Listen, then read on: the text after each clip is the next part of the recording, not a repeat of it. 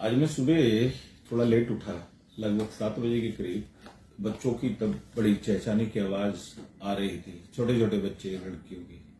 मैं निकल कर बाहर आया, बालकनी से मैंने नीचे देखा तो उनको, बच्चों को सब अपने अपने घर ले जा रहे थे। आज कंजक थी, अष्टमी है, और अष्टमी की शुभकामनाएं आप सबको, मैं भूल गया। तो सबको जल्दी थी, सब अपने अपने घर की तरफ खींच रहे थे। बच्चों ने भी अपना एक ग्रुप बना रखा था, वो उनके साथ जाना, उस ग्रुप में जाना, उस ग्रुप में जाना। बुलाने वालों बच्चों, लड़कियों में कुछ ऐसी लड़कियां भी मैंने देखी जो 2 साल पहले खुद ही कंजक में हम उन्हें बिठाते थे। और हमारी कॉलोनी के बाहर जो रोड है, सड़क है, उसमें मैंने देखा कि वहां झुग्गी झोपड़ी की कुछ बच्चियां थी जो इस चक्कर में वो भी अपने गले में थैला बैग लेके घूम रही थी कि उनको कोई कंजक में बुलाए बिठाए, यद्यपि उनकी डिमांड कम थी।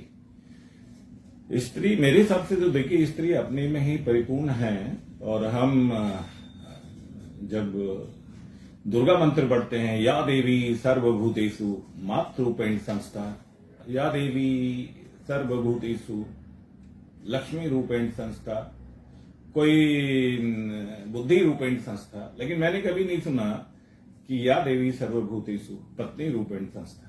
अब इसमें आपको आश्चर्य होगा, आप ये कहेंगे क्या बोल रहे हैं, आप सनातन से हटके बात कर रहे हैं। नहीं नहीं, आप एक बात देखिए कि अम्बे जी की आरती में, दुर्गा आरती में, जय अम्बे गौरी, जय श्यामा गौरी, तुमको निस्दिन ध्यावत हरि ब्रह्मा से की। ध्याने का मतलब होता है दंडवत प्रणाम करना। जब गौरी को, अम्बे माता को, तीनों रूप ब्रह्मा विष्णु महेश शिव जी के रूप में खुद ही वो दंडवत प्रणाम कर रहे हैं। और माता ने जब शुम्भ निशुम्भ को मारा तो तब शिव जी को ही आगे लेटना पड़ा, और माता ने शिव के पैर पर पैर अपना पैर रखा, तब वो शांत हुई।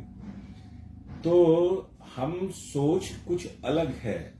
हम अपना केवल नवरात्रों में ये सोच लेते हैं कि भाई यार नवरात्र हैं, 9 दिन की देवी होती है, 9 दिन के अलावा हम सब भूल जाते हैं, और इस तरह से ये चक्र चलता रहता है। अब नव दुर्गों के अगर भारत में हम देखें तो मेरे हिसाब से दुनिया में सबसे पुराना अगर कोई डॉक्यूमेंट है तो ऋग्वेद है। ऋग्वेद भारत की ही भूमि पर अवतरित हुआ, और ऋग्वेद में बहुत सारे मंत्र हैं जो स्त्री महिमा के बारे में लिखे गए हैं। जया इदम मस्तम, महिला ही घर होती है। और अया यज्ञो व ऐशा अहम अलौकिक सपत्निक। अगर कोई भी यज्ञ जो है पत्नी के बगैर पूरा नहीं होता। स्त्रिय सकला समस्ता जगुत्सु, ये शायद किसी देवी पुराण में है कि हर ताकतवर, हर शक्तिशाली, हर बुद्धिजीवी, कोई भी कितना भी बड़ा महाशाली है, स्त्री की कोख से पैदा होता है। लेकिन हम इन सब चीजों को दोयम कर लेते हैं, सेकेंडरी करते हैं। हमें साक्षात मुकुट वाली माता चाहिए। अब एक बात देखिए कि ये जो माता की जो रूप हैं अलग अलग, 105 साल पहले मशीन आई थी जिसमें प्रिंटिंग मशीन थी, और कलर्ड मशीन तो बहुत बाद में आई है।